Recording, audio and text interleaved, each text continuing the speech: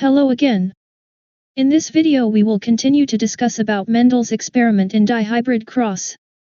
Let's look in dihybrid self-cross among first generation. Firstly, a crossing between two true breeding individuals as parental generation were done.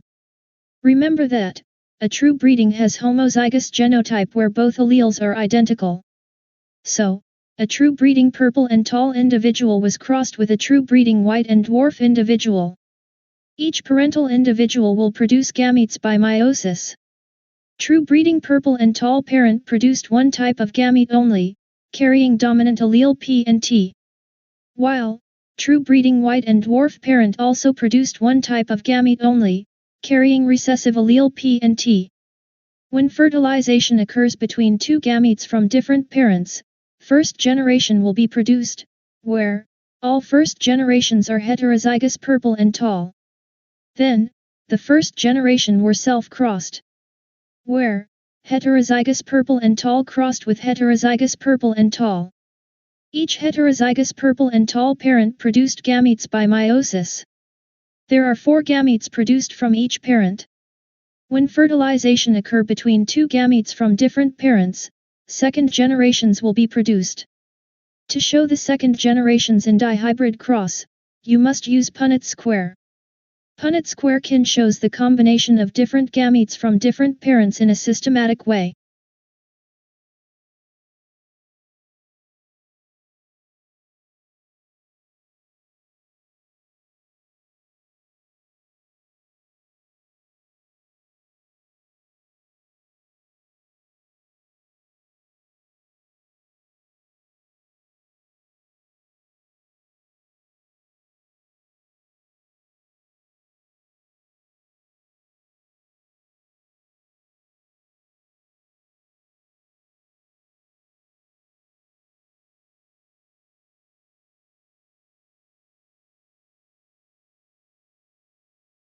From the Punnett square, we can find the phenotypic ratio of second generation, which are 9 purple and tall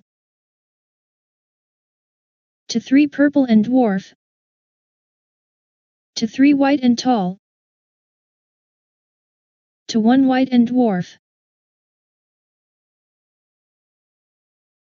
The second generations show 4 types of offspring.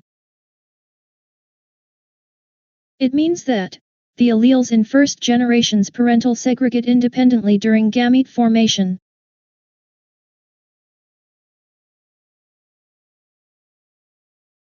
From this experiment, Mendel had proposed his second law, which is law of independent assortment. Law of independent assortment states that each member of a pair of alleles may combine randomly with either one of another pair of alleles during gametogenesis. There are 2 genes in this genotype. Each gene consists of a pair of allele. During metaphase 1 of meiosis, each allele of a gene may combine randomly with any allele of another gene.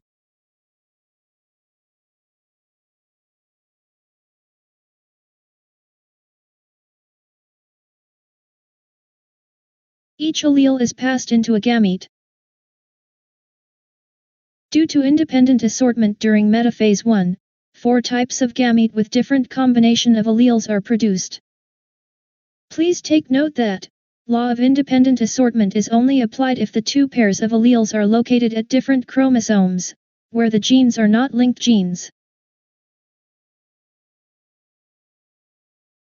Here are some recall about independent assortment in metaphase 1 of meiosis. Please look at the diagram. Gene RR and YY is located at different chromosomes. Law of independent assortment is applied at metaphase 1, because the homologous chromosomes randomly align at metaphase plate, which will produce 4 types of gametes with different combination of allele. So, this is the law of independent assortment. Let's look at dihybrid test cross. Test cross is a cross between an individual of dominant phenotype, but unknown genotype with a recessive homozygous individual. Let's say, we use peas pod and seed as example. Dominant allele G controls the green pod phenotype, meanwhile, recessive allele G controls the yellow pod phenotype. While dominant allele Y controls the yellow seed, meanwhile, recessive allele Y controls the green seed. From this information, we can determine that the green pod and yellow seed has dominant phenotype, while the yellow pod and green seed has recessive phenotype. The genotype for the recessive phenotype is small letter GGYY or homozygous recessive.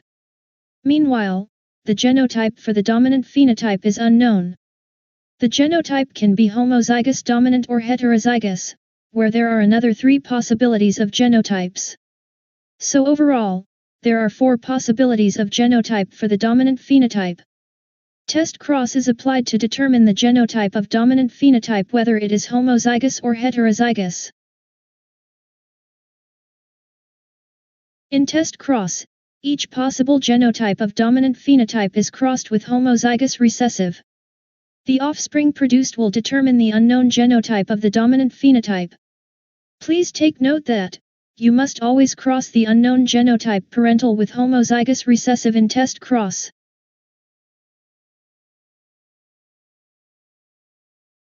Let's see the offspring produced if the 2 individuals are crossed. Firstly, we crossed homozygous dominant green pod and yellow seed, with homozygous recessive yellow pod and green seed. This crossing produce one type of offspring only, which are all heterozygous green pods and yellow seeds. It means that, in this test cross, if there is one type of offspring or progenies produced where all show green pod and yellow seed, the parental genotype of green pod and yellow seed, dominant phenotype, is homozygous dominant for both genes. Next, let's cross a heterozygous for both genes of green pod and yellow seed, with a homozygous recessive yellow pod and green seed. This crossing produce 4 types of offspring. The phenotypic ratio of the offspring are 1 green pod and yellow seed to 1 green pod and green seed to 1 yellow pod and yellow seed to 1 yellow pod and green seed. It means that, in this test cross, if there are 4 types of offspring or progenies produced where the offspring show 1/4 green pod and yellow seed, 1/4 green pod and green seed, 1/4 yellow pod and yellow seed, and 1/4 yellow pod and green seed, the parental genotype of green pod and yellow seed, dominant phenotype, is GGYY, heterozygous for both genes. Next, let's cross a heterozygous parent having homozygous dominant green pod and heterozygous yellow seed, with a homozygous recessive yellow pod and green seed. This crossing produce 2 types of offspring. The phenotypic ratio of the offspring are 1 green pod and yellow seed, to 1 green pod and green seed. It means that, in this test cross, if there are 2 types of offspring or progenies produced where the offspring show 1/2 green pod and yellow seed and 1/2 green pod and green seed, the parental genotype of green pod and yellow seed, dominant phenotype, is GG heterozygous, homozygous dominant green pod and heterozygous yellow seed. Next, let's cross a heterozygous parent having heterozygous green pod and homozygous yellow seed, with a homozygous recessive yellow pod and green seed. This crossing produce 2 types of offspring. The phenotypic ratio of the offspring are 1 green pod and yellow seed, to 1 yellow pod and yellow seed. It means that, in this test cross, if there are 2 types of offspring or progenies produced where the offspring show 1/2 green pod and yellow seed and 1/2 yellow pod and yellow seed, the parental genotype of green pod and yellow seed, dominant phenotype, is GGYY heterozygous, heterozygous green pod and homozygous dominant for yellow seed.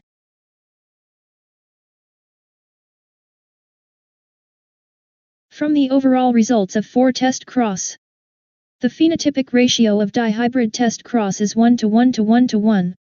If the dominant phenotype is heterozygous for both genes, which is similar to Mendel's expected phenotypic ratio for dihybrid test cross. Well class, we had finished the first subtopic. Our next lesson would be about deviation from Mendelian inheritance.